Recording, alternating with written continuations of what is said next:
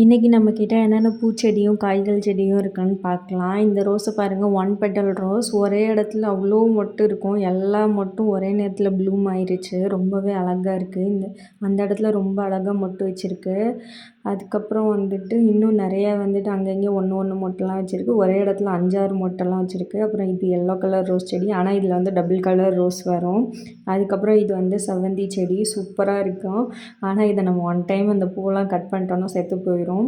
அதுக்கப்புறம் வந்துட்டு அன்றைக்கி ஒரு நாள் பூத்திருந்த பூவெல்லாம் பறித்தோம். இது வந்துட்டு ஒரு பிங்க் கலர் ரோஸ் செடி. பன்னீர் ரோஸ் மாதிரி இருக்கும், ஆனால் பன்னீர் ரோஸ் கிடையாது. இது வந்து ஃபேண்டா கலர் ரோஸ் செடி. பார்க்கவே ரொம்ப அந்த கலரே ரொம்ப பியூட்டிஃபுல்லாக இருக்கும். பார்க்கும்போதே ரொம்ப ஹாப்பியாக இருக்கும். எனக்கு உள்ளதுலேயே இந்த ரோஸ் தான் ரொம்ப பிடிக்கும். இது வந்து ரெட் ரோஸ் செடி. இது நல்லா பெருசு பெருசாக பூ வந்து பூக்கும். ஆனால் இப்போது என்னன்னு தெரில, அது இலையெல்லாம் கருகி போச்சு.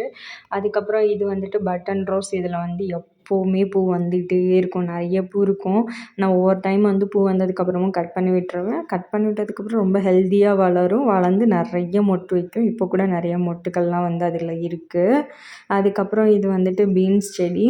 குட்டி செடியிலே நிறைய காய்கள் வந்து வந்துருச்சு. இன்னும் 2 வாரத்தில் நல்ல பெருசாயிரும். அதுக்கப்புறம் தக்காளி செடியில் நிறைய காய் இருக்குது. அப்புறம் குட்டி குட்டியாக நிறைய தக்காளி செடி கூட இருக்குது. அதுலேயுமே வந்து காய் வர ஆரம்பிச்சிருச்சு. அதுக்கப்புறம் வந்துட்டு நம்மக்கிட்ட ஒரு ஜாதி முல்லை செடி இருக்குது. அது வந்துட்டு ஒரு பிங்க் கலர் வித்து ஒயிட் கலரில் வந்து இருக்கும். செம்ம பியூட்டிஃபுல்.